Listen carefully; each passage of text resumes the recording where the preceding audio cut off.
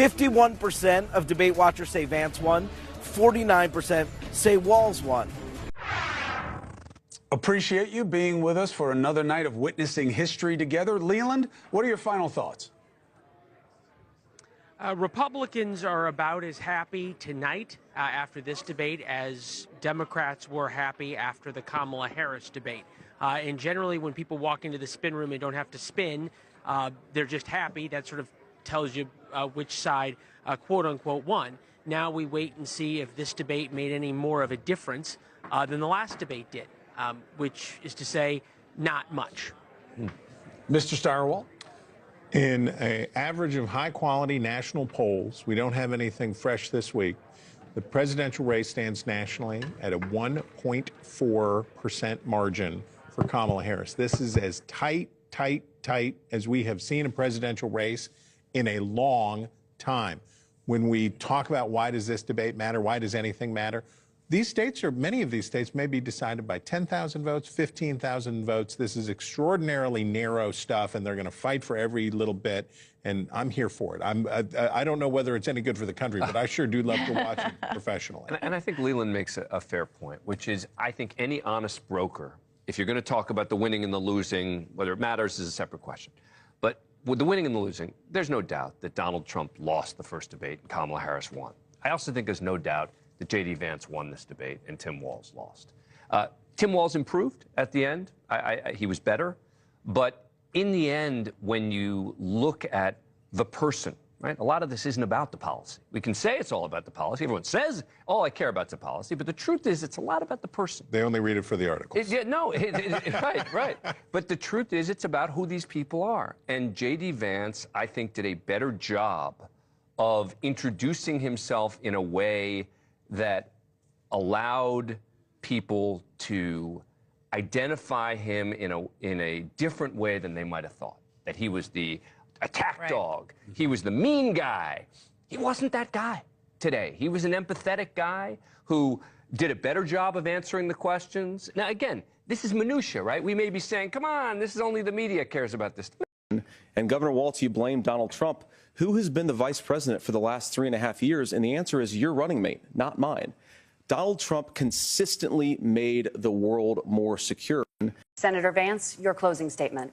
Well, I want to thank Governor Walz, you folks at CBS, and of course the American people for tuning in this evening. And one of the issues we didn't talk about was energy. And I remember when I was being raised by my grandmother, when she didn't have enough money to turn on the heat some nights because Ohio gets pretty cold at night and because money was often very tight. And I believe, as a person who wants to be your next vice president, that we are a rich and prosperous enough country where every American, whether they're rich or poor, ought to be able to turn on their heat in the middle of a cold winter night. That's gotten more difficult thanks to Kamala Harris's energy policies. I believe that whether you're rich or poor, you ought to be able to afford a nice meal for your family. That's gotten harder because of Kamala Harris's policies. I believe that whether you're rich or poor, you ought to be able to afford to buy a house. You ought to be able to live in safe neighborhoods. You ought to not have your communities flooded with fentanyl. And that, too, has gotten harder with because of Kamala Harris's policies. Now, I've been in politics long enough to do what Kamala Harris does when she stands before the American people and says that on day one, she's going to work on all these challenges I just listed. She's been the vice president for 3.5 years. Day one was 1,400 days ago, and her policies have made these problems worse.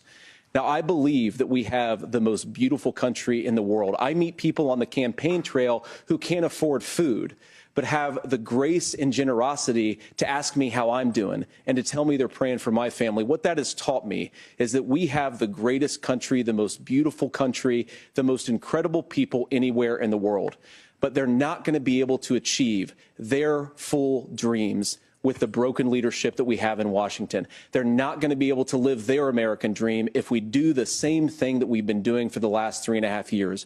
We need change. We need a new direction. We need a president who has already done this once before and did it well. Please vote for Donald Trump. And whether you vote for me or vote for Tim Walz, I just want to say I'm so proud to be doing this, and I'm rooting for you. God bless you, and good night. Senator Vance, thank you. J.D. Vance won the debate. It was close, wasn't a blowout. If I were J.D. Vance, I would have turned to Walz a lot more and said, listen, Kamala Harris did this, she didn't do this. Why did you do this? Why didn't you do that? He never did that. J.D. Vance went in there trying not to lose. And by not losing, he won, because his character in the media was completely out of whack. People thought he was going to come in and start talking about eating cats and childless cat ladies. He didn't do any of that.